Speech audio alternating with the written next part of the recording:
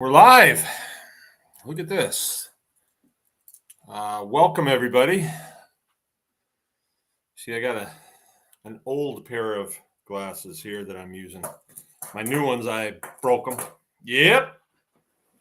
All right. Well, welcome. Let's see. Let's get some things out of the way here. Today is May 16th, 2023. I am Mark, your host, coming to you from Baker's Green Acres in lovely Marion, Michigan. And if you don't know where that is, Michigan is shaped like this. And if you ever know anybody from Michigan, they'll say that. Oh, where are you from? Oh, I'm from the first knuckle on the middle finger. So we're from the first knuckle on the ring finger. Right here at the first knuckle, I guess, right there. Actually, I'm a little lower than that, probably right at the. Anyway. What a day we had here in Michigan. Beautiful, bright blue sky. Yeah, I'm just getting in here. Loosening up. I got some dirty clothes on today, too. Beautiful, bright sky. A little breezy, but like it hit 70, I think. Just nice spring day. And I kind of feel like I wake up in vacation land every day because I get to do things that I enjoy, and I get to live in a really nice place with my wife and my kids. And it's we have a mission, we have something that we feel is important that we're doing, and I have purpose. I think purpose is a big deal in people's lives. When I've had other jobs before. I was active duty Air Force for a while there, and sometimes for 20 years, not for a little while. And sometimes my job felt like I got to be there at 6:30 and I got to be there till 4:30. And it was like, you're watching the time. Like I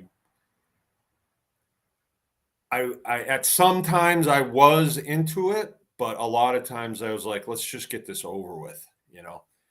And since we moved to the farm and started doing what we're doing, it's not like that at all. And I want to go into some of that tonight. Milky white skies in West Michigan, says Anga. Wow. I wonder what that's all about. Raining in Madison, Georgia. Boy, I'm sorry for you guys. I just had such a nice day. It was just great, right? I got a little knocked off my foundation today because normally I have a week plan. I have a weekly plan of things that I want to accomplish. I don't always get them done, but at least I have them listed. And yesterday I got a phone call from one of my kids, my son, one of my oldest son actually, and he says, "Hey, what are you doing tomorrow?" So he's putting in a foundation for a building that he's putting up. And I was like, nothing. Can you help me? So yeah, I'm glad to help, when something like that's going on. He's needing a new building for something that he's working on. So sure, I'll help you. And so, it's fun because we have lunch over there, and the two young boys came, my youngest kids came with me. And so we goofed off and had fun and stuff. So, but it wasn't what I was planning on doing. So I got home about 3 o'clock, and I'll just tell you this because maybe this will be helpful for other people. Sometimes I feel like when I have a day like that where I had to drive quite a ways and then I had to drive back, it's not that far, it's 20 miles. But it disrupted everything, right? My flow, which is okay. It's okay to disrupt things. But when I got home, it was 3 o'clock, and man, I'm tired. I'm just tired. I don't feel like going out and getting into the projects that I have planned. So what I did was I said, you know what? I'm going to take me a little nap. So I turned the fan on, laid down, and boom, gone. Gonzo. And I woke up about 15 minutes later, and it was like, where am I? and, and I came out, and whoa, felt like, oh, that wasn't good. That was a long nap, and I was totally unconscious. And right about that time, my two youngest sons were heading up to the headwaters of the river that flows past here. It doesn't go through our property, and it's not a big river or anything. And they were going to put a kayak in and a jet sled, and they were going to come the whole way. And so, okay, well, mom took them. So now the boys are gone. Jill comes back, so then it's just me and her, and I'm like, oh, I still feel pretty delirious here. So even though it wasn't a hot day, I said, I got to go swimming. So I stripped down and got in the pool and just let all that cold just permeate through me. I mean, it wasn't really comfortable. I stayed long enough to where because I needed to make a change. And when I came out, then it was like, hey, I remember we did a biochar burn yesterday. Maybe I'll go check that. Oh, okay. Well, I put my adventure clothes back on and jumped on my motorcycle. I have, for those of you who don't know, I have about a 20-year-old. Yeah, it is 20 years old this year. It's 2003 KLR 250. And I was exposed to them for the first time when I was in the military. We used them for airfield security. When we were on unimproved strips, we had to go out there at night and make sure there was nothing on runway. And they were at our disposal. And I really took a liking to this particular motorcycle. It's tall, and they're got plenty of power. It's not a street bike, and it's not a dirt bike. It's kind of an enduro, they call them, or dual sports. But anyway, I have one, and I've had it for quite a few years now, probably 6, 7 years. And it's a really good piece of equipment. And I use it more than anything when it's running well, because it's easy to just get on and get where you have to go to check something. So I have to check things all the time, right? All the time. And I could walk, I could take a vehicle, but that's kind of, even the Jeep, you're getting in and getting out and stuff. Anyway, so I use that motorcycle a lot, and I highly recommend the KLR 250. The 650 is way too big for farm operations because the kickstand, because they're heavy, and you don't need that much power for putting. I rarely on that motorcycle go over 30 miles an hour. I'm not kidding. 30 miles an hour is pretty fast for an environment like this. I used to ride street bikes, I loved them, but I also seen guys get hurt badly on them. And I like what I'm doing. I get enough of a buzz out of this that I don't need, that 1,000 cc's between my legs anymore. I don't need it because I might take my wife on there with me, and if we both get hurt, then that's not good. Anyway, but that's my feeling on bikes. But what I'm saying is I feel like I'm on second shift, actually. I feel like I did first shift, napped, and now I'm on second shift. And I had a cup of coffee, and I'm like, okay, what are we going to get done now? But I knew I had the show tonight, and I've been thinking about this subject that I want to talk about. It's called The Sweet Spot, and this show is brought to you by Tribe Plus. And I want to let you know a little secret here. Tribe Plus is going through some changes. Tribe Plus is the paywall. We put information on the backside of that paywall. We want to really expand the amount of information that's available to you, but it takes funds. We have to have someone has to do this. I run the farm. Joe uses me as the prop you know, and he makes the videos and we do the how-to things and the classes and all that stuff together. But the paywall made it so that he could be paid for his time because he's got a young family, and um, we we're not independently wealthy. If we were, I guess we just do it for free. But it's kind of a nice thing to be able to ask for help.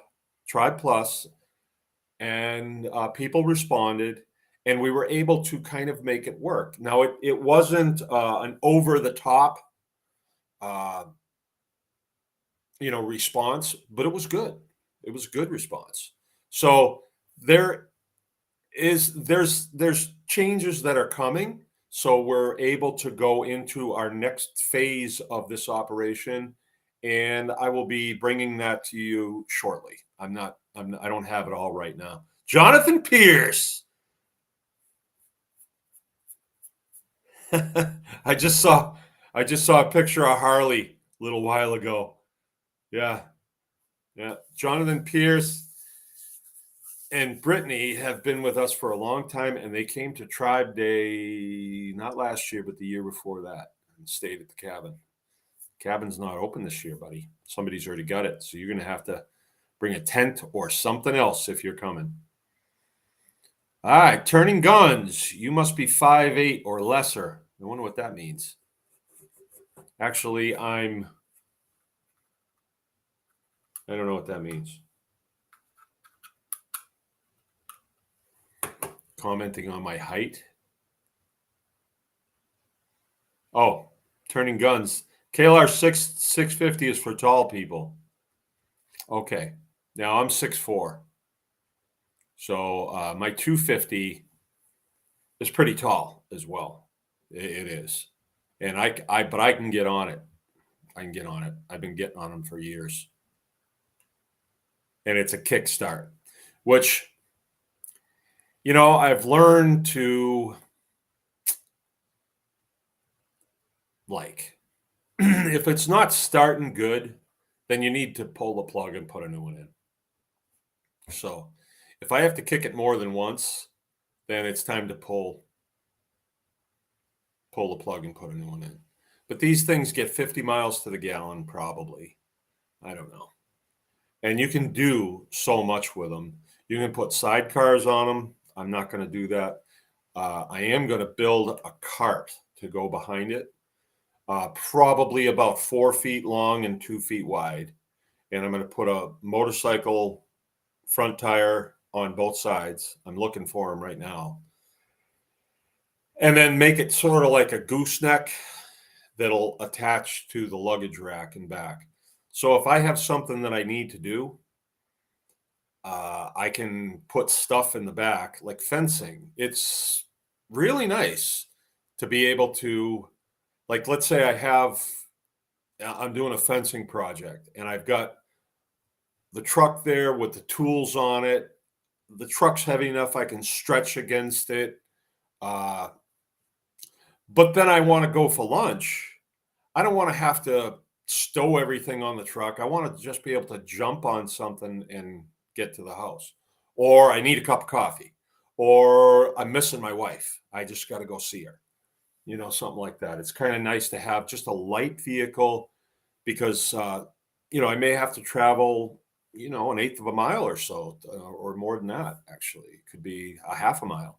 So a motorcycle's a really nice thing. Plus, when it's wet, I can get places on this farm with the motorcycle that I just can't get there with vehicles. We've got a lot of wet ground. All right. So anyway, that's more about my motorcycle.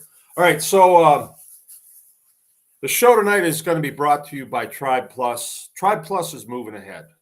It really is moving ahead. If you haven't noticed, we have, let me see, I think we have 5,000 people in the tribe right now. And this is grown very, very consistently. In the last month, it's shot on, though. I mean, it's really, really happened. Every time I look at it, there's a whole bunch of people that want to get in. Let's see. Here we go. 231 requests to get in. Now we have to go through and we have to vet every single one of those people because we can't be letting in any tree huggers or, no, there's all kinds of different people that come. 230 people have requested. So let me see. We have 5,500 people in the tribe right now. So I told you that I think the tribe, the Anyone Can Farm Experience tribe, needs to be huge. So we have a say in what's going to happen. And we already do have a say because our MO is a little different than like a lobbying group.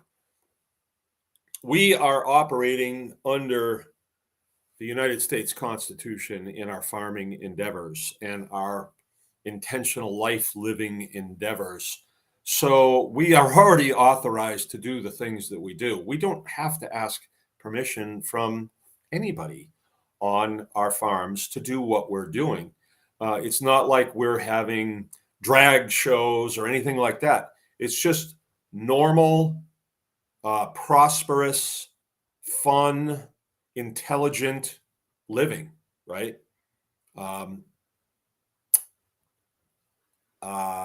We set life in motion on our homesteads, and then we kind of hold on, because it takes off.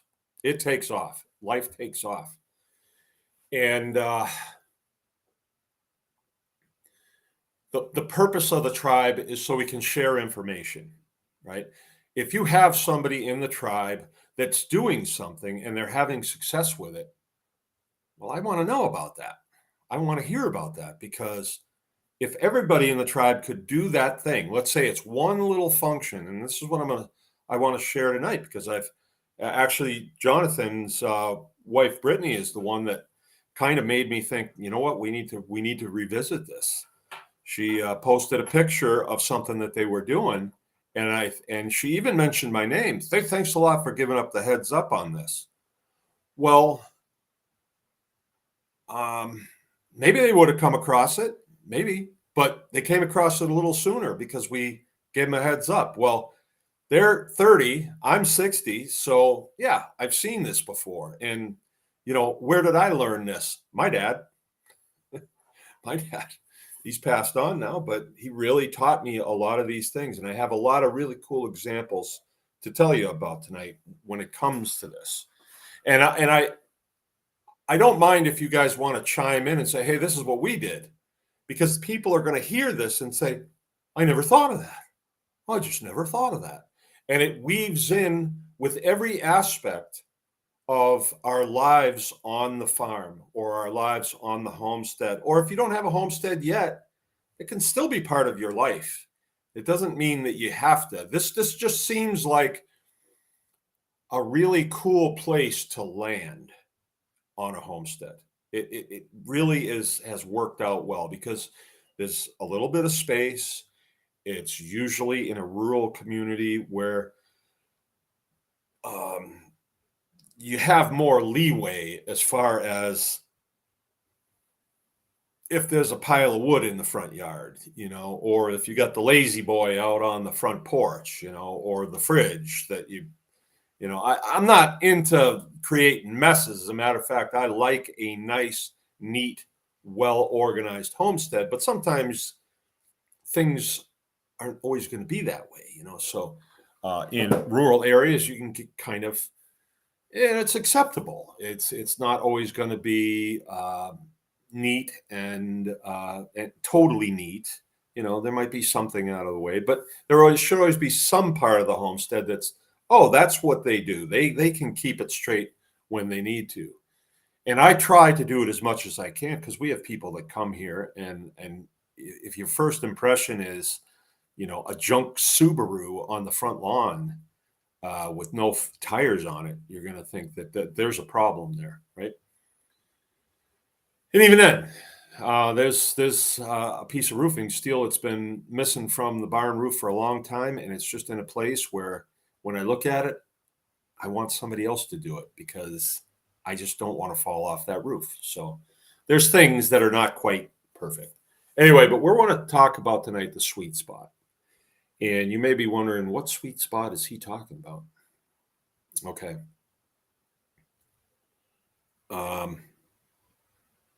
When I was a kid, my father and I would go to the dump. And I never forget, we had a station wagon. We didn't live on a homestead, really. It was a nice house in town. We were on a street, Holman Street, and there was a house across the street from us, a house on either side, and the guy across the street, had him on either side too. And it was like that all the way down the street. And everybody mowed their lawns. There was shrubs. We lived in an old house. It had been built in 1879 or something like that, but well kept up. My parents always made sure that it was painted and roofed, and the shrubs were always kept mowed or clipped. Grass was always mowed. It looked good. And the majority of the homes on my road, on my street, looked good too. It was just a thing. But my dad and my father was an engineer. He ran the light department in Shrewsbury. He went to work every day with a three-piece suit on. Drove a staff car. He had a town car, and wore, sometimes in the wintertime, wore an overcoat, like a long coat, a trench coat with a fedora on. He was really into that. But he would do something that seemed a bit out of character, and my mother used to kind of cringe. We would go to the dump on Saturdays. We would drive to the dump. It was a dump in town, and everybody went to the dump on Saturdays, and it seemed like the place to be. This is a small town. At the time, I think there was less than 10,000 people in town. It's not like that now. Shrewsbury is a big town now. And we would go to the dump, and of course, my father was really connected with the light department. He knew guys from the sewer department. He knew guys from, and they all knew him. Everybody knew my father. And the guys at the dump knew him too. And we would be throwing stuff off, but then he would say, "Hey, you don't mind if I take that, do you?" And the guys at the dump would, "No, Jim, take whatever you want. Whatever you want, Jim, take whatever you want." My father, he could get anything he wanted, and he was a very respectable guy. People really respected him. And then we would go to the dump with a load of stuff in my mother's station wagon, but we would come back with a load of stuff too. And my father would get on these kicks. Like one time we brought back a whole bunch of lawn chairs, right? And they were in bad repair. Remember the lawn chairs where they weaved that stuff, and then there was a screw that held them on, and you'd weave them this way and you weave them this way. And he discovered that, hey, we can fix these. And my father was not a poor man. He could go and buy those things if he wanted to. He held the top slot at the municipal light department in town, which might have not have been the best paying job in town, but it was one of them for sure. But they lived simply, my parents lived simply. But anyway, he would get on these kicks, and I remember, I guess it would have been 1968 was the lawn chair kick. And I was just along for the ride. And so I would hold the light while he was building stuff and, load stuff, unload stuff, and, ride along with my father. That's what I did. It wasn't my plan, but I got to see a pattern here with the guy. Like, we would see something that there would be a lot of, and it looked like junk to me. It looked like junk to my mother, my sisters for sure. They really weren't into it. I had 5 sisters and I was the only boy.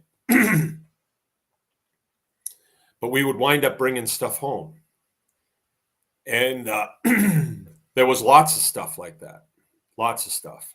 But because of where we lived, there was no place to store a bunch of stuff, you know? You couldn't have a bunch of junk in the driveway. Like I got a junk pile here. It's out on the edge of my property where it doesn't bother anybody. Nobody sees it. When I bring people for tours here, you get to see it. It's actually a junk car out there right now, not a Subaru though. And that's where we store our stuff that we're going to need later. You know, there's a lot of steel out there. There's a lot of wood out there. And, you know, periodically I rotate stuff through. You know, if I need a full load of stuff to take to the junkyard, I'll have to go out there and get some of it. But if I find something and I don't have a use for it, but I know I would later on, or I think I would later on, out to the junk pile it goes. So it's kind of our dump, but it's not, stuff doesn't get left there. It just stored there, right? So, but there was many things that we went through, and I'll just give you another example. It's kind of a cool story where he worked for the light department.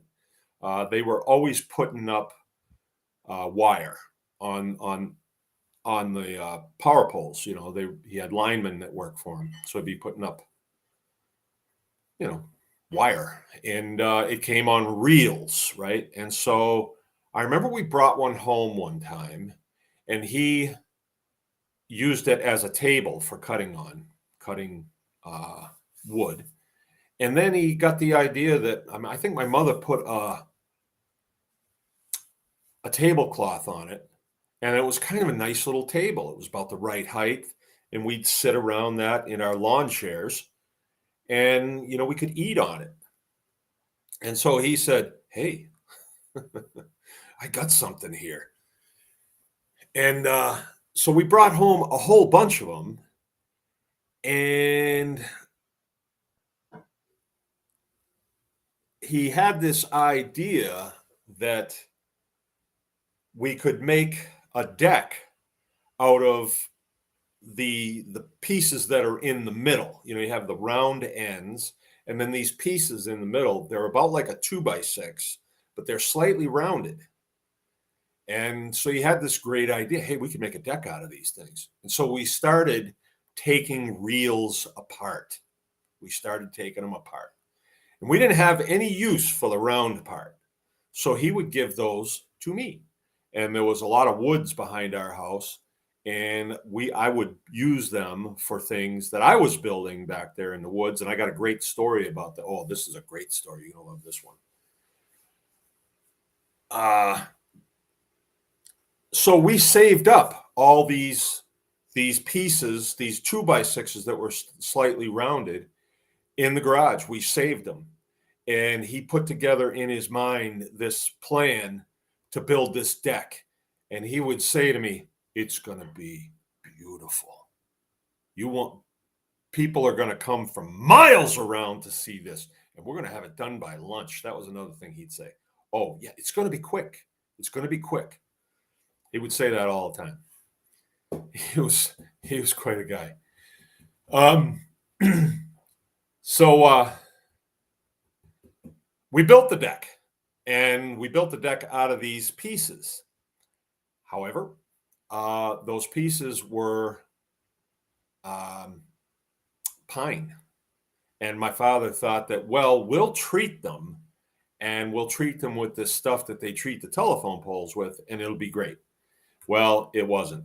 They didn't last 10 years, and there was gaps, and then we'd fill it in with pressure treated. Finally, we took it out and put it all pressure treated boards in, right? But anyway, it was a great deck, and for a while, I mean, boy, people were looking at that saying, "Wow, look at this." And the way we put them in, made a design, and my father was always like the creative builder, and things had to look right, and they usually did. And But the pieces that we built that out of were all scrounged.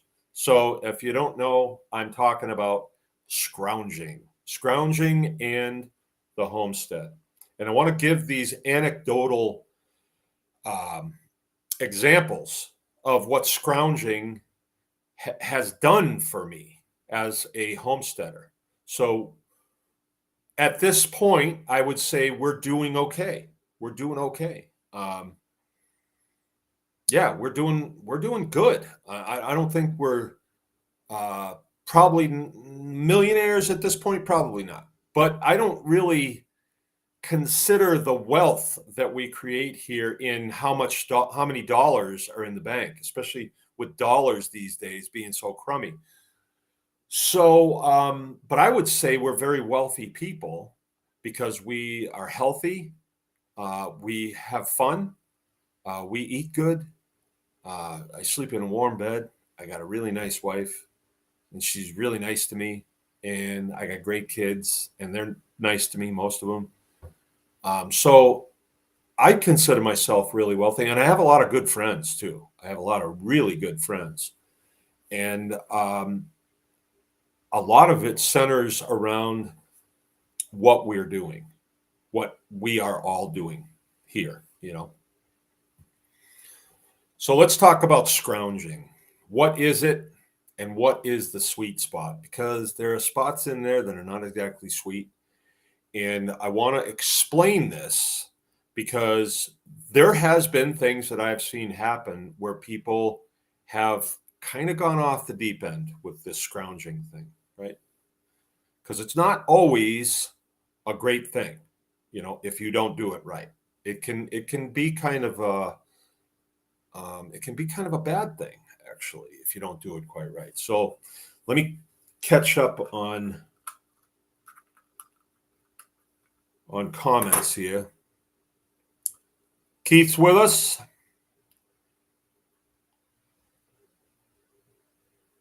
Oh, this is Brittany, not Jonathan. All right, Brittany, right on. The very first year we came, not sure if we will make it. John got a new job again, and he was a work trip and the week before Tribe Day. Okay. Turning guns. You're 64. Okay. I fly a 182. I'm six. Oh, no, I'm not 64. I'm 63. I'm 6'4". You fly a 182. I'm 6'2". All right, cool. Yeah. All right. And then wacky who dat resourcefulness. All right. Yeah. So we are talking resourcefulness, right? But there's definitely a sweet spot. And this, I think anecdotal uh, evidence is helpful so that you can not make mistakes when you're scrounging. But make no mistake, scrounging can give you an edge. All right. So what do I mean by an edge? Can give you a certain edge, right? Like was that movie Kelly's Heroes when Donald Sutherland says to Clint Eastwood, he says, a Sherman tank can give you an edge, right? It can. Maybe not up against a tiger, but a Sherman can give you an edge. Why? It's got a 76 millimeter gun on it. That's a certain edge, you know, and a 50 caliber machine gun up on. That's an edge, right? Give you an edge. So in homesteading, like anything, you are looking for the edge. You're looking for the force multiplier. You're looking for just over the top type thing. If you're let's say you're in the Old West and you're in a gunfight with your six guns, you want your opponent to have the sun in his eyes. Why? It gives you an edge. He can't see you as good, right? Or maybe the sun's it's gonna glint off of his the front sight on his peacemaker and blind him momentarily, and you can get the first shot off. So you're looking for the edge. in homesteading, I don't think we're really uh, competing against each other. I really don't. I'm not competing with anybody. And I will even tell you some cool stuff tonight that, hey, I'm letting it out of the bag. You can do this if you want. And if, like my market goes away because somebody else is doing it and they can do it cheaper, then so be it. I'll move on to the next thing because there's so many things, right? There's a story for you too. So in the conventional farming world, there's a lot of secrecy around what people are doing and how much they're making and things like that, because they are kind of competing against each other. Now, who benefits from setting up competition between all these farms out here? Well, the people that they sell their milk to, for one. Yeah. So they can drive the prices down, get it cheaper. And so it's their bottom line is better. Excuse me, I'll blow my nose real quick. But that's not really part of our world in homesteading, I don't believe. At least if we're doing it properly, I don't think it is. Because years and years ago, when this land was first settled, it's not like you could corner the green bean market. If you could grow a couple acres of green beans and then get them up to Lake City, you could sell them and bring home cash money. It's not like you get there and they say, well, we have too many green beans. That's not going to happen, I suppose it could. But nowadays it can happen because they have combines and they have automatic planters and they plant huge fields and they fertilize the snot out of them, and then it can happen. But they also are able to preserve those green beans too. But I think you know what I'm saying. I would hope. So let's talk about scrounging, and I want to give you a couple examples of how scrounging has really benefited me and my family, my homestead. And you might think that I'm talking about free stuff, free stuff. Not necessarily. Not necessarily. Cheap stuff, but free, sometimes free, but free stuff, usually somebody else, somebody might have come across that already, right? But here's an example. When I first moved here, I was driving past an Amish sawmill that's probably about 3 miles from my house, 4 miles from my house. And I was driving past there and I saw they had this mountain. I mean, a mountain as big as my house of blocks. And what they do is they're taking logs there and they saw them into what they call cants. And then those cants are sawed down into pieces of wood that they palletize, and then they send them to another place where a bunch of little Amish men make pallets, right? That's a big business in the Amish world, making pallets. What a life. But anyway, this huge pile of wood there was just sitting there, and I kept driving by, and I didn't know Amish people.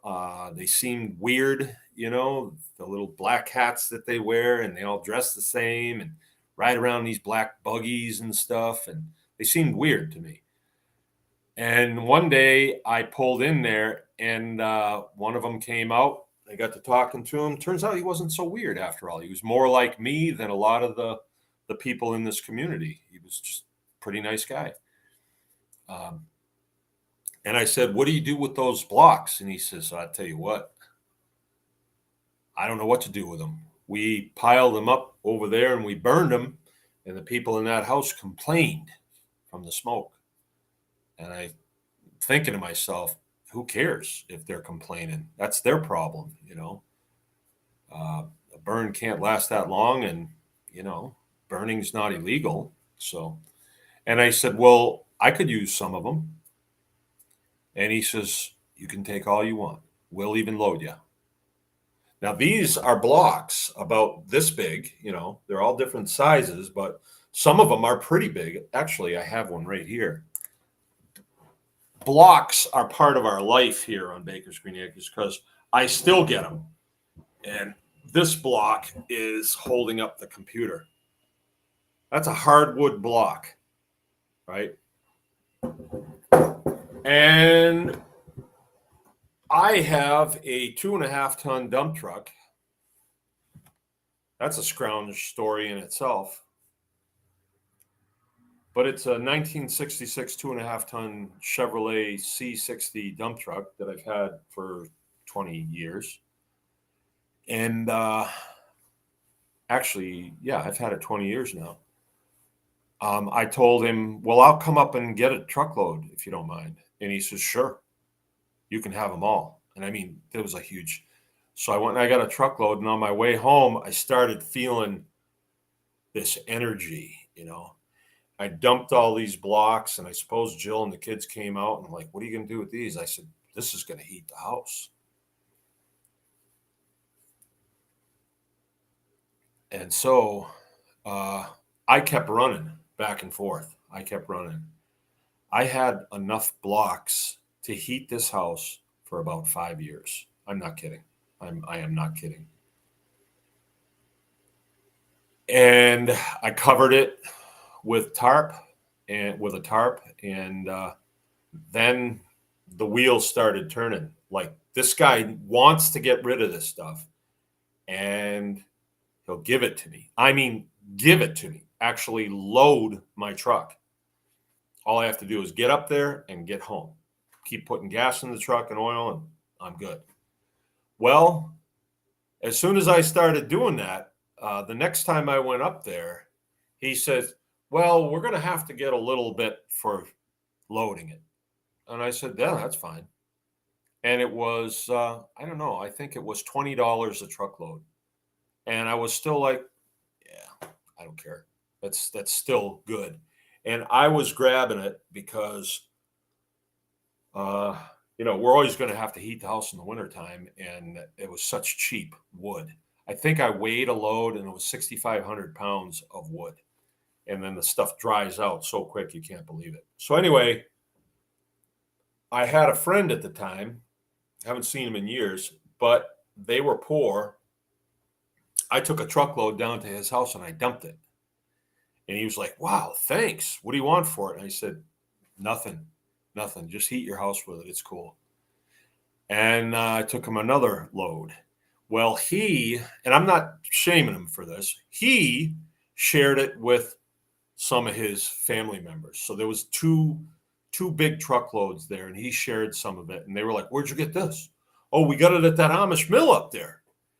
And so then what happened was they told their friends, and their friends told their friends, and their friends told their friends. So now, to get these blocks, I have to pay $20 per 2-yard dumpsters. They actually bought dumpsters, put them in it so that they can load it on people's trailers, right? And there's hardly ever any blocks up there. I know the guys because I've been going there for so many years, and they've said to me, hey, do you want some? And I said, yeah, give me a call when you got some. So they'll save 5 dumpsters. They'll call me. I go up there, $100 a truckload. It's still a deal, right? Because I have a big truck, it's a deal. And I'm able to get it home, dump it, cover it, and we're heating the house for nothing, basically nothing. So what is that? How does that give me an edge? How does that give me an edge?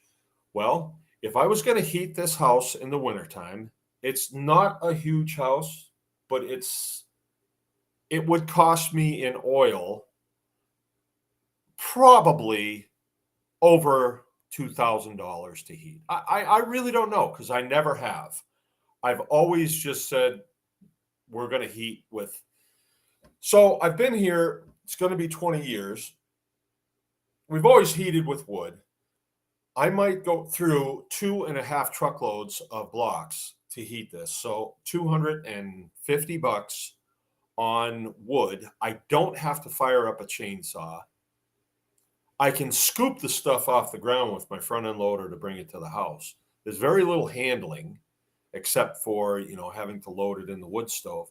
But I built a wood stove just for this stuff. It's not in the house anymore. Now it's down in the butcher shop. So with this, I figure in 20 years, let's say I've saved $2,500 per year times 20. Okay? Let's just come up with a number. Maybe we could get some input from you all. And I'm going to make my point here in a minute. But what do you pay to heat your house per year?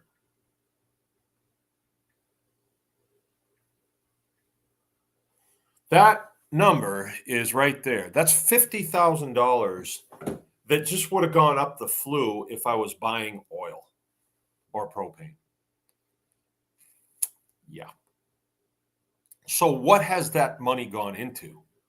That money has gone into this room.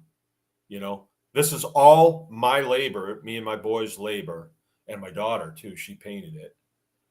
But the materials to build this came from the lumber company. I had to go down there and get it. And then we assembled it. That's what that money went into. It went into the butcher shop. It went into the new butcher shop. It went into the chicken house. It went into the garden shed. It went into the revetment where we keep wood. It went into the log split. And the list goes on and on and on. That's where that money went into. So when you say, oh, yeah, cheap wood, big deal. Oh, yeah?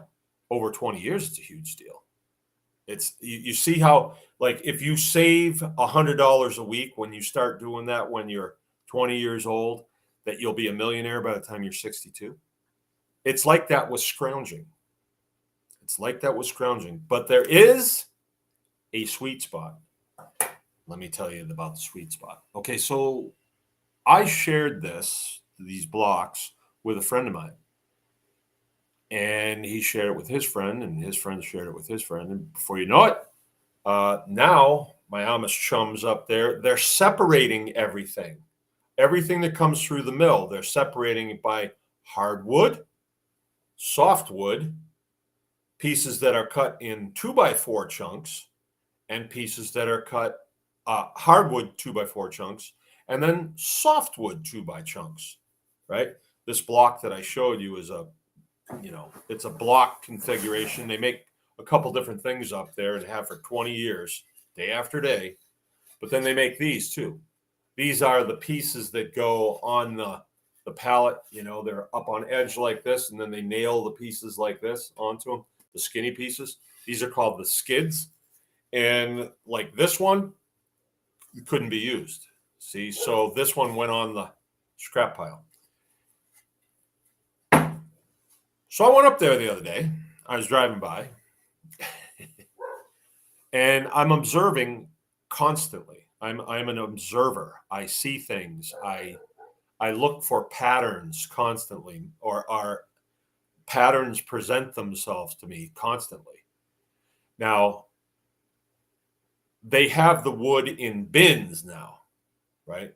There's hardwood blocks, softwood blocks, hardwood 2x4s, and softwood 2x4s. Well, in the hardwood blocks, there's none.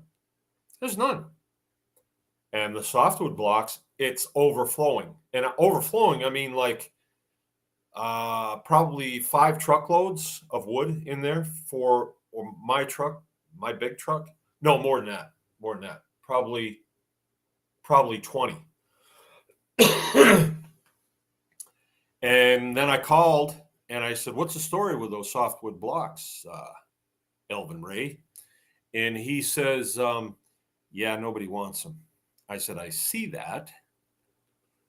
what's this? What do you want for him? And he says, well, I take $50 a truckload. And I know it's hurting him because he would like to get more than that. But I said, well, let me take some and let me see.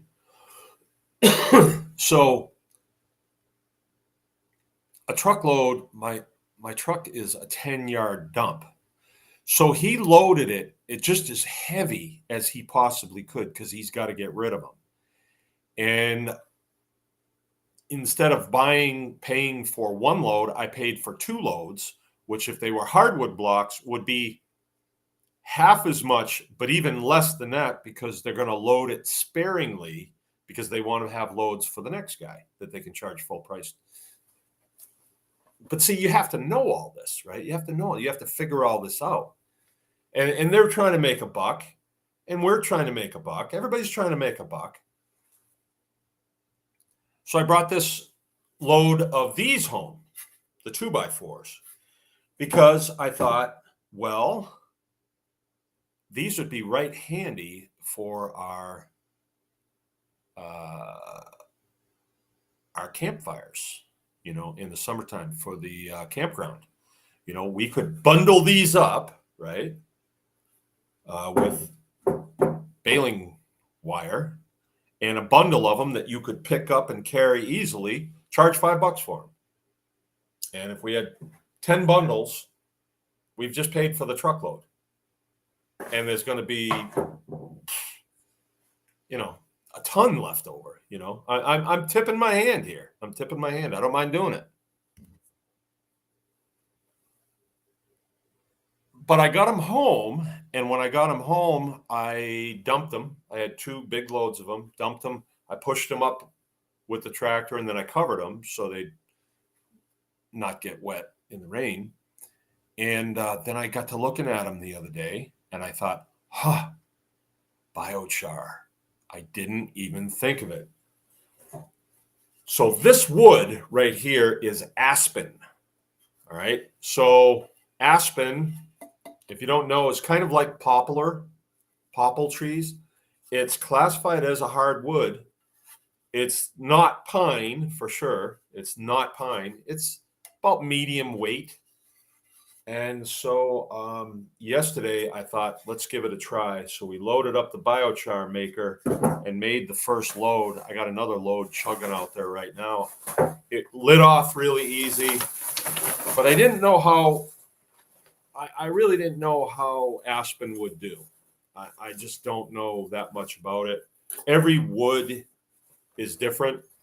And when I use the hardwood 2x4s, which is what I usually use, just because I get really nice biochar, and when I feed it to the animals, they scarf it down.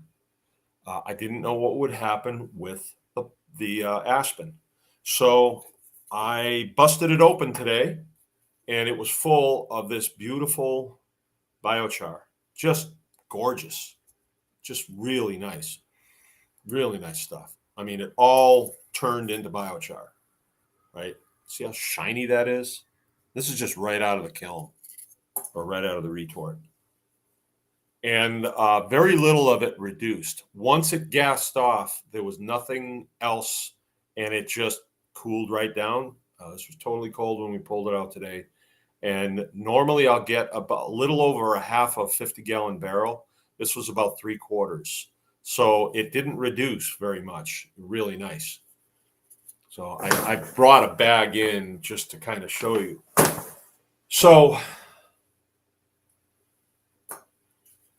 here's the point of the sweet spot. So what happened was, because the hardwood bins up there are empty, all of the people that have become my competitors scrounging that wood have come to the conclusion that the softwood pile, it's no good because nobody wants it because it's sitting there. And then the owners of the place are like, we got to get rid of this stuff somehow. And then I swoop in because I know what's happening and say, I can take some of that off you. Now, I'm not going to be dumb enough to tell the Amish what I'm doing with it, because if you do that, they will be like, huh, you mean we can make charcoal out of that and people will actually buy that?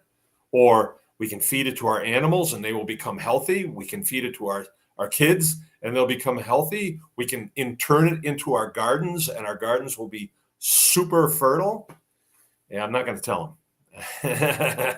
I'm not going to tell them because, yeah, I don't want to lose. This is a good thing, right? Probably what I'll do is I will, I'll go up there and I'll say, well, I have a special project I'm working on. I could use that pile right there. And he's like, you mean you'll take it all?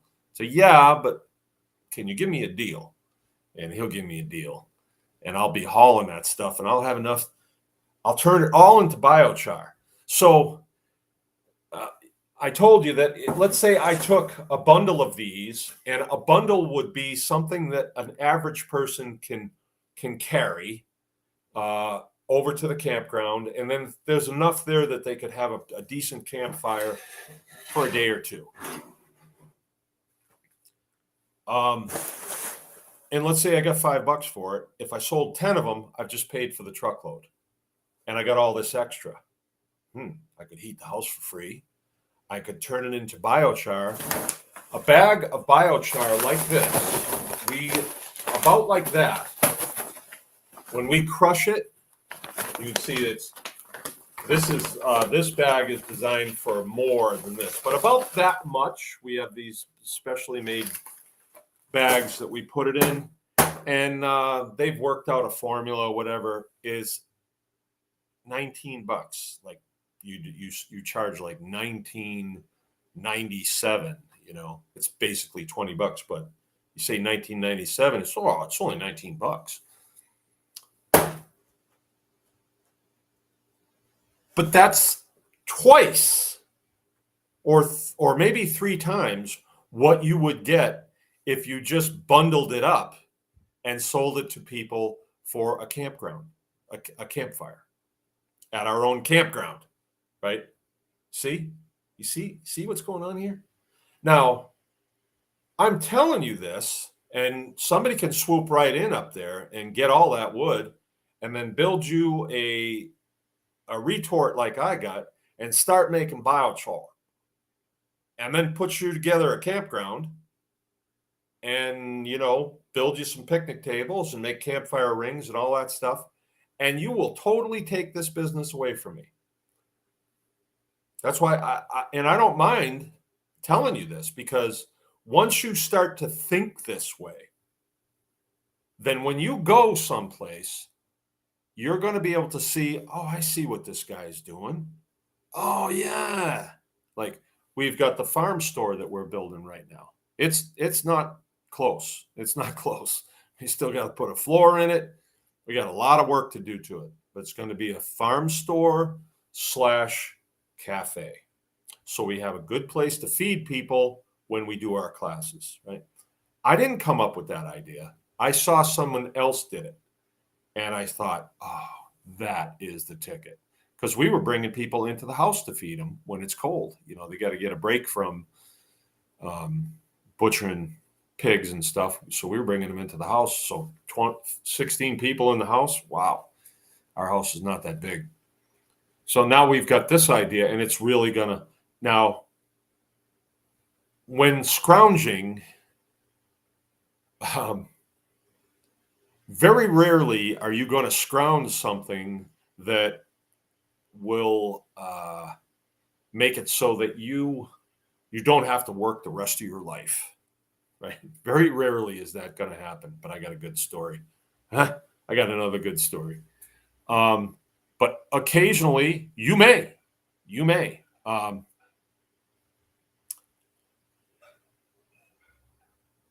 Maybe it'll come to me something that I've scrounged that's really worked out good.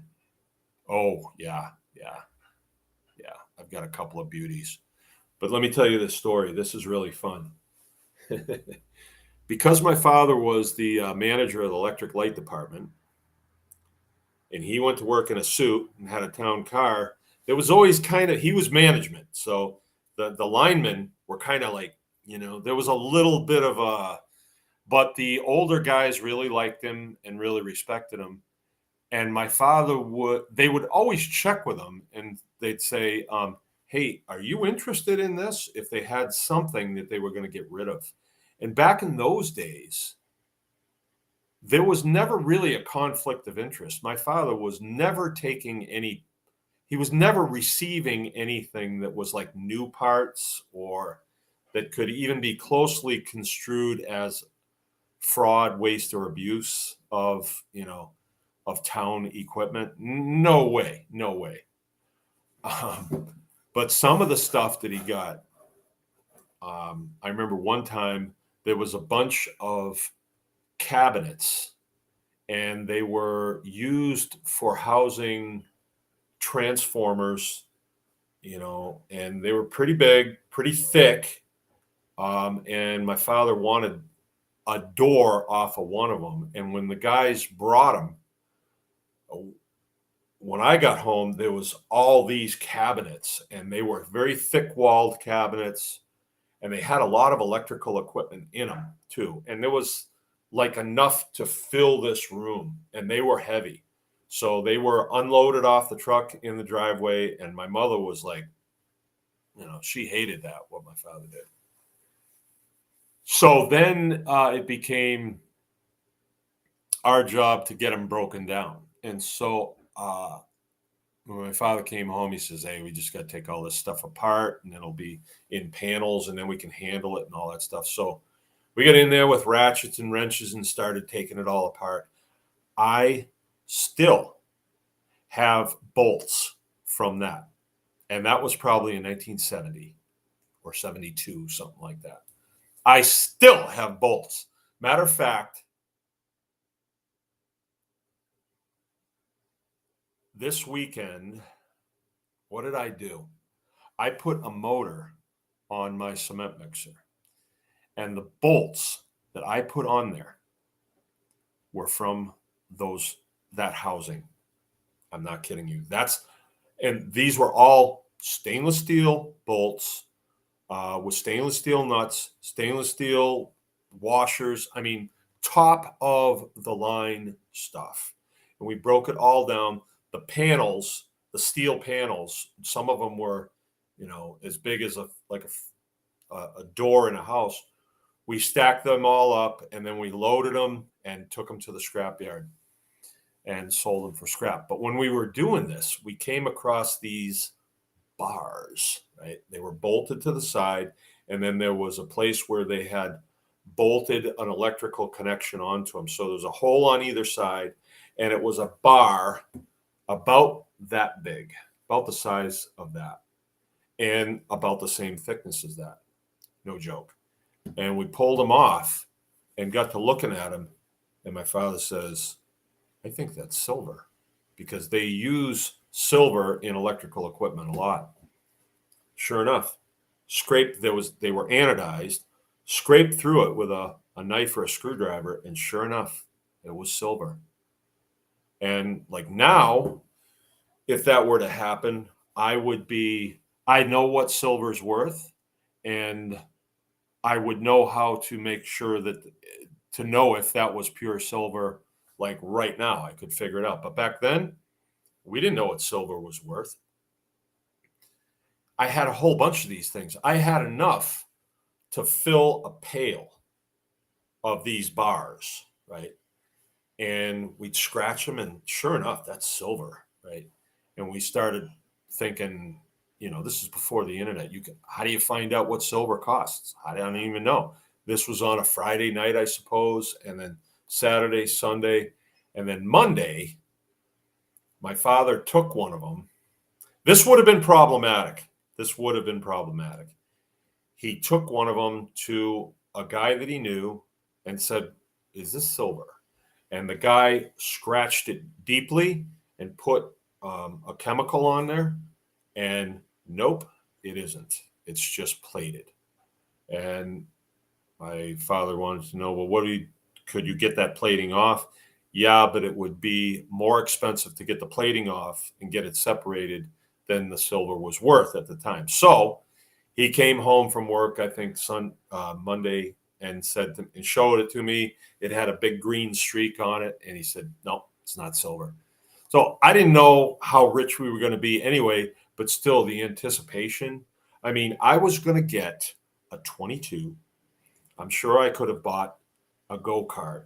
I probably could have had a mini bike on top of that. Most likely a camera, a tent, a pony. I mean, the list went on and on of things that I was going to get. And then all of a sudden, I wasn't going to get any of it.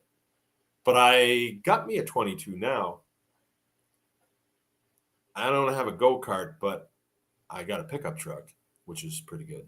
I got a motorcycle, so it's better than a mini bike. So I got all that stuff now. But anyway, that was a good story. That was a scrounging story.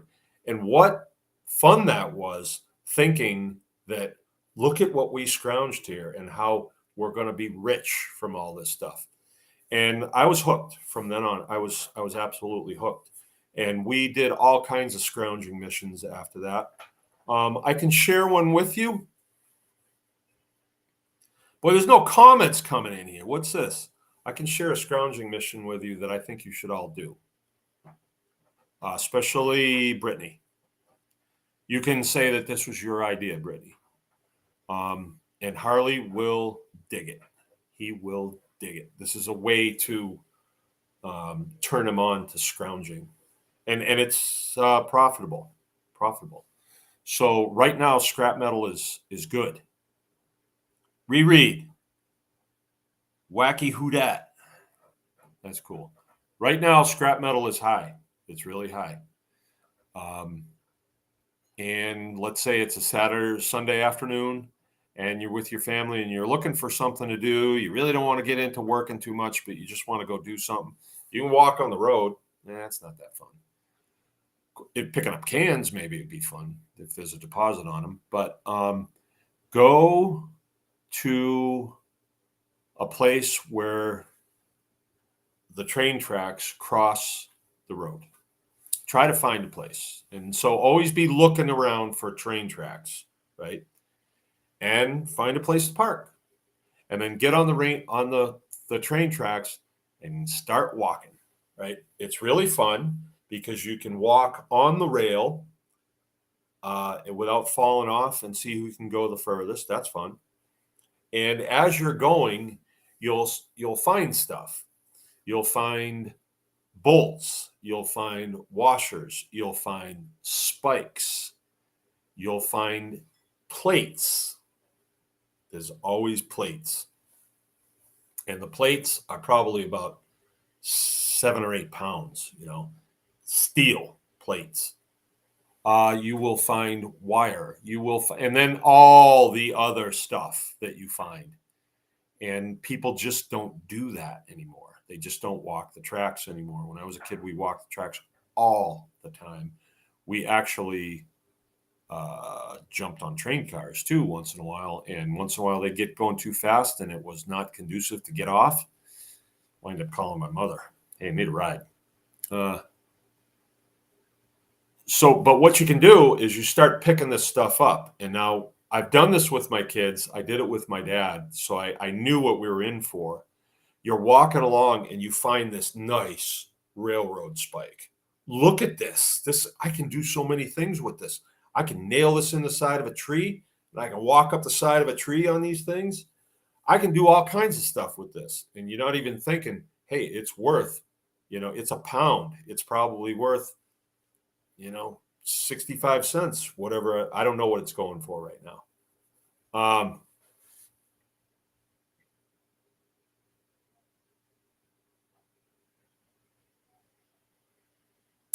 Wakey Who Dat? Wakey rhymes with wake. Wake Who Dat? Wake Who Dat? All right. Just don't park on the tracks. No, don't park on the tracks. But what I did when I was a kid is I'm finding these things and I can put like 6 of them in my back pocket. I can put 6 in the other back pocket. I got pockets on the side. I can fill those. And I got them in my hands, and I'm thinking, I got to have these things. And then we turn around and we have to walk back to where and I get close and it's just too heavy. I just can't handle it. And so I'm dumping spikes then.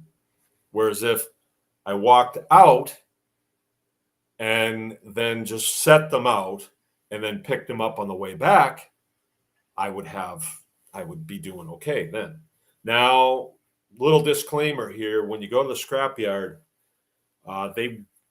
they're going to say that actually railroad spikes, that belongs to the railroad, which is true. Technically, it's true, but the railroad, they're not going out there picking them up. So if you pick them up and then you're taking like a washer machine to the scrapyard, they weigh you in and weigh you out. So if the washer machine is full of railroad spikes, it's all good. It all winds up just going to, to be shredded or melted or whatever.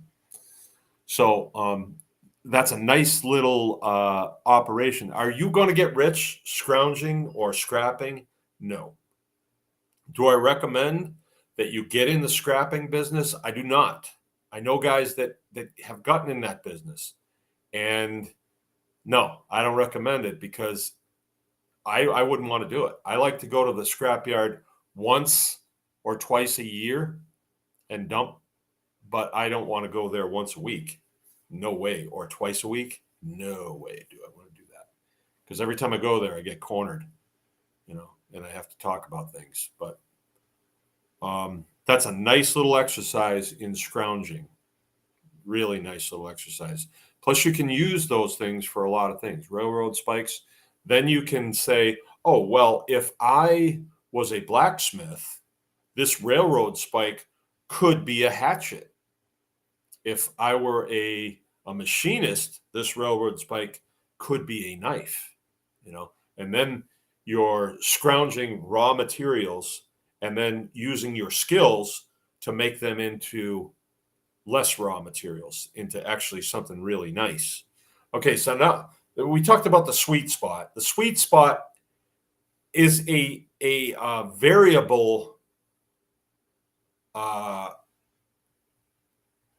range, right? So a sweet spot for me would be a little wider because I am kind of a blacksmith and I have blacksmith abilities. So if I scrounged railroad spikes, I could make them into things that I can use on this farm. I actually do. All right. They work really good for gates that swing. When that gate swings shut, if you pound one into a post, you can lift the gate up just a little bit and it will sit on there. And there's just enough of a hook on that railroad spike that it will hold it really nice. And that way, when you have kids that stand up on gates, they're not going to sag. All right. So they're actually quite useful. I use them a lot for things.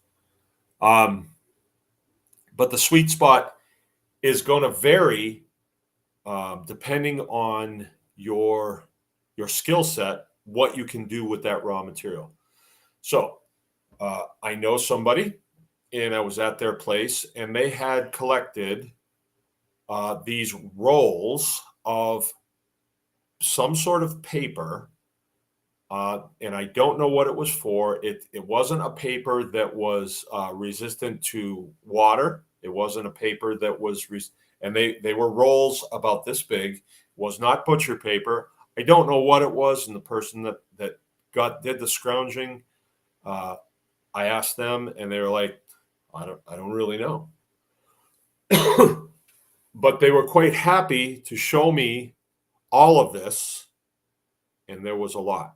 I'm talking semi-loads of this stuff, not in semis, in the open, that somebody said, do you want this? And they had remembered something that I had said about scrounging. That, yeah, I'll take it. Okay, what are you going to do with it? So I'm looking at it and I'm thinking, what would I do with it? I don't even know what I would do with it. I really don't. I kind of thought about maybe loading it in to some sort of burner, that had a little supercharger on it that you could release the energy and burn them. But no, I don't know. So as time went by, they got wet, they swelled, and then they became What are you going to do with them? I don't know. So somebody unloaded them on you. You were happy to take them, but now in order to dispose of them, you're probably going to have to take them to a landfill, and it's going to cost you money to dump them. See, so you've slidden out of that that sweet spot. You've slidden out of it. I had an incident one time where a guy said, "Hey, you need a refrigerator?" And I was like, "Yeah." And so we got the refrigerator home. It was hotter after I plugged it in than it was before I plugged it in. And a couple weeks go by, he says, "How's that fridge working out?" And I said, "It's dead. It's totally dead." And him and his wife were like, "It wasn't. I swear it worked." And I trusted them. I believed them, but I knew, I started to understand that a lot of that goes on. Hey, do you want this? And you look at it and say, "Yeah, that looks good." But then you get it home and it's like, you just took somebody's trash off their hands. They would have had to pay to get rid of it, right? So you got to be a little bit judicious on these things. When it comes to refrigerators, the scrapyard I go to, they take them. So, and they're heavy, and you can fill them up with railroad spikes too if you want. So I don't mind taking refrigerators. When I was in Montana, the scrapyard I went to, they'd make you take some parts of them out. And that had to be done by a technician. And he had to put a tag on it certifying that he had reclaimed the refrigerant or something. I don't know. So in that case, those things became a real liability. But in this case, it makes sense to learn what is good and what is not good in your scrounging. If you can scrounge, let's say, a bunch of wood like this, and you have a sense of things like I do, I scrounge this and got a good deal on it. And I know that if everything else fails, these can go in the wood stove and they will heat this house, you know. And I got the truckload for $50, which for 60,000 pounds of wood is cheap. It's cheap. Or 6,000.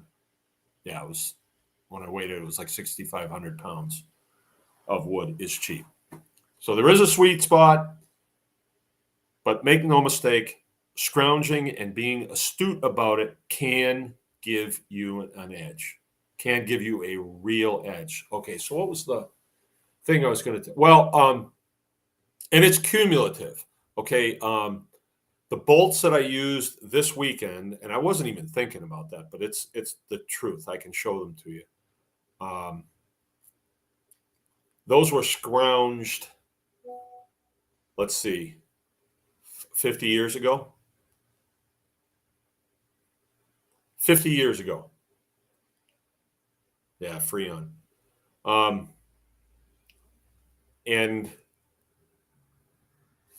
those bolts had value then, but they have way more value now as time has gone by.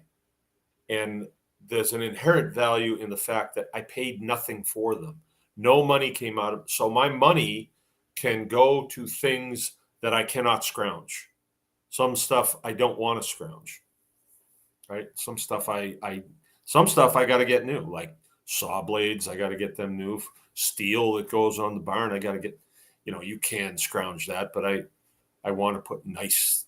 I want it to look somewhat presentable, you know. So some stuff all the rough cut that I get off Parker it's new, you know, but it's rough cut. But the point is, if you scrounge and your dollars can go, then you can maintain control of your dollars, and you're not putting them out for everything. I've told you guys about a guy that built a homestead that was very, very wealthy guy. And so everything on that farm was brand new. So whenever they needed stuff, they bought dimensional lumber, brand new steel, brand new pressure treated 6x6s when they put buildings up. Everything was new. They put fences up. Oh, vinyl fences. They look bad to me. Everything looked too new, too modern. I think when you scrounge materials, a lot of times it's more unique. It looks better. It really looks better. All right. Have I hit every point? The sweet spot? There's good. You can go overboard. But the mindset, I think, is something that you always want to have. Whenever you see an accumulation of stuff, why is it there? What could I use it for? My mind starts going like, hey, we could do that with that. We could, and it creates actually projects or usable things. Okay, there it is. There it is. What do we got? Let's see if we got anything. All right, the clerk's with us. Don't park on the tracks. Has anybody got any other good scrounging things that they can talk about? The clerks, you should go for a walk on the railroad tracks. Your kids would love that. Even my older kids like it now. Hey, you want to go walk on the track? They love it. We'll find new tracks to walk on because you find things. You find other things too. You find things that people have left. I don't know. You might even find a kid that got hit by a train. You might find a rotting corpse someplace. Find animals that have gotten hit by the train. That's kind of neat. We were on the train tracks one time. We heard something coming, and it was like a cart with a guy riding on it, and he was just winging along. And he must have worked for the railroad. I think they have to, check it periodically. And you're not supposed to walk on the tracks, and you're definitely not supposed to take anything. But he didn't even stop. What did he care? All right, there's the show for tonight. Yeah, too bad Doug and Stacy didn't show up again. That was really a trip last week. Yeah, old tires. Old tires. I've seen people do some pretty wild things with old tires. Railroad ties, bottles. People do a lot of things with bottles. I know a guy that built a roundhouse out of cordwood. He used cordwood and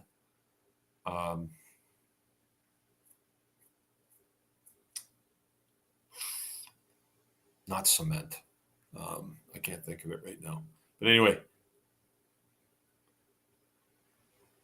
reread. I know nothing about scrounging. I'm just starting a piggery. Huh. I may have come into a pretty good deal today, by the way. Somebody that you all know called me and said, hey, I've got 3 really nice red Mangalitzas, and I thought you might be interested in them. So he offered me a pretty good deal, but I had to push him a little bit. I said, well, you got to sweeten the deal. You got to bring them to me. So I haven't heard back from him. I said, but my chances are pretty good that my wife would probably cook you lunch. Nope, he hasn't gotten back to me. I may have to sweeten the deal even more and say, okay, I'll come get him, but your wife is going to cook me lunch, and I want steak. But anyway.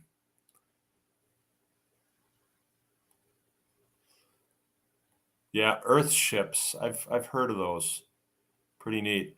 I saw a piggery in Montana that was really interesting. The guy had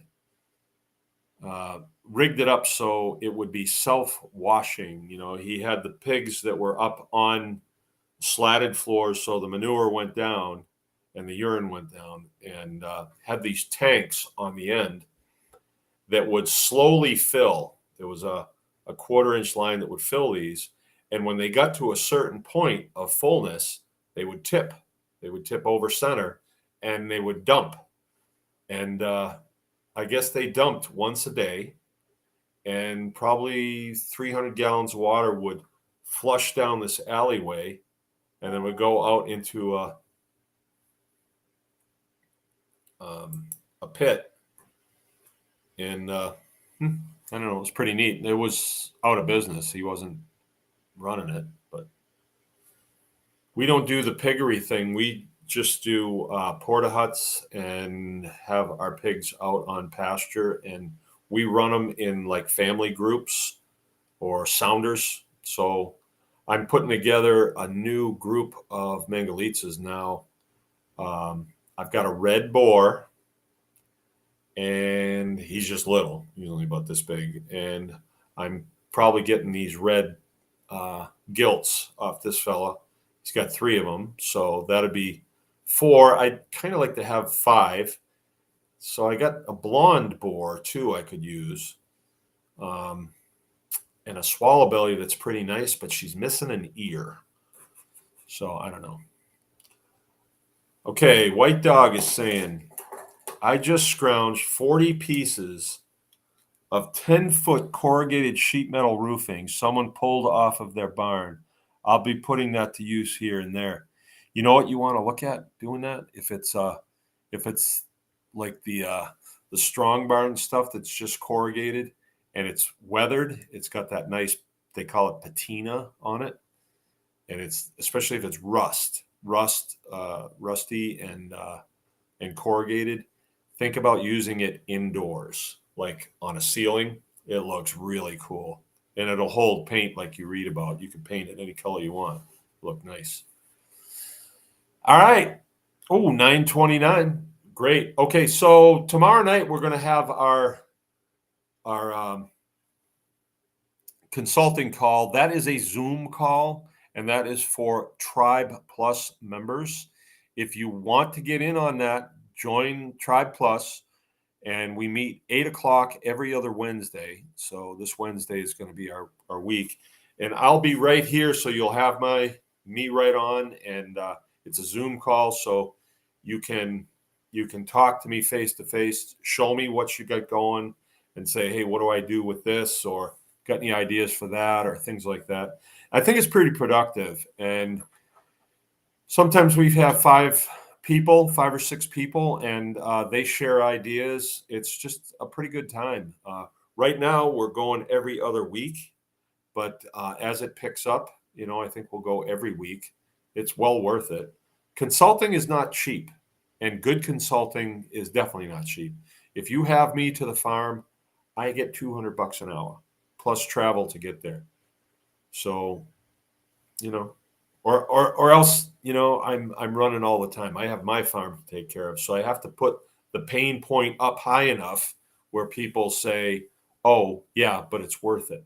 And I still run out a lot. But this is better because on the phone or on a Zoom call, we can really handle a lot of the things that are going to come your way. Now, as far as layout of your farm goes, that's really something that, it's got to speak to you. Your flow is going to be your flow. My flow is my flow. And, the way you set your farm up says a lot about you. So, it's worth taking a little time to think. All right, Brittany's leaving. I'll see you later. All right, everybody have a good day. I'm going to go too. Remember, anyone can farm. Get out there and make it happen. Thanks a lot. Good night.